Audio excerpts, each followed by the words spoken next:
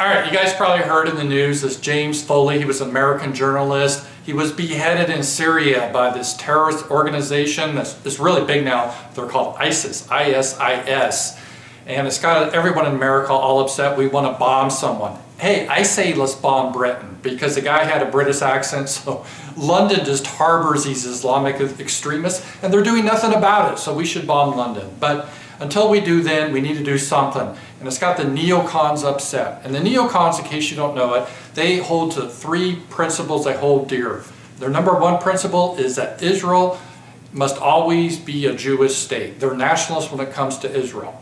Number two principle, all other forms of nationalism that involve white people are wicked. That's the second principle. Third principle, we must always fight for Israel. Those are the three things the neocons stand for. And one of the big neocons that goes around the world, when I was in Hungary, he showed up lecturing the Hungarians, is John McCain.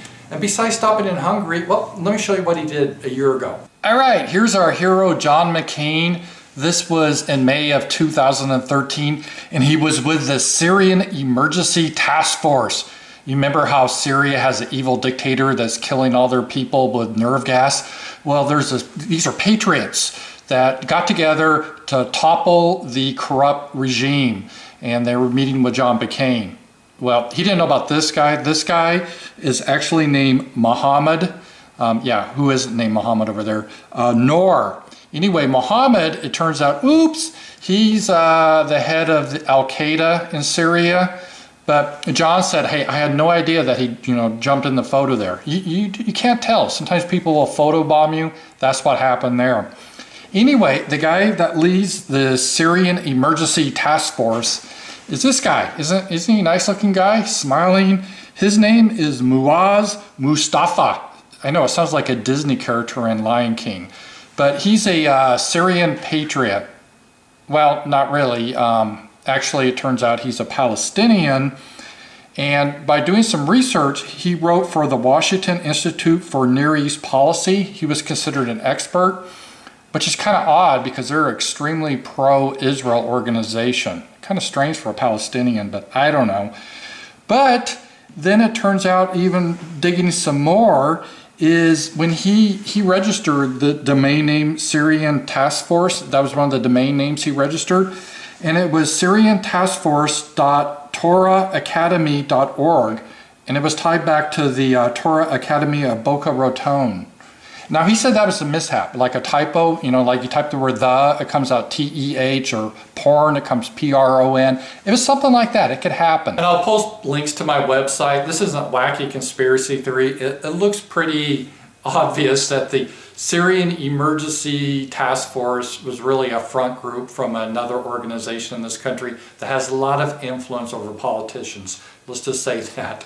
Anyway, John McCain then went to another meeting. All right, here's an inspiring picture of John McCain here. You see he's talking to this guy. This guy is named Ibrahim al-Badri. I mean, he's like a leader, and but there's only one problem. I felt bad for John McCain because let me just show you here. Yeah, that guy, that's this guy right here, It was a $10 million reward. He was like one of the top 5 terrorists in 2011, according to the United States government. And there's John McCain talking right at him. He's part of the Free Syria Army. John could have got $10 million for turning him in. I guess he didn't realize. And here's something else that's funny. This guy here, yeah, he started a group, and it was called the Islamic State in Iraq, and then they rebrand name to ISIS. Then in January of this year, 2014, Congress had a secret meeting. Yeah, secret. In a democracy, the only reason we know about it is the British media and Reuters, again a mainstream publication, they reported on this secret meeting that Congress decided to fund the Syrian rebels, the moderate rebels. And included in those moderate rebels were these guys that John McCain met. The guy that founded ISIS, the guy that cut off the journalist's head. Yeah, that knife, you remember that knife? That was funded by your tax dollars, thanks to John McCain and Congress. Thanks, John.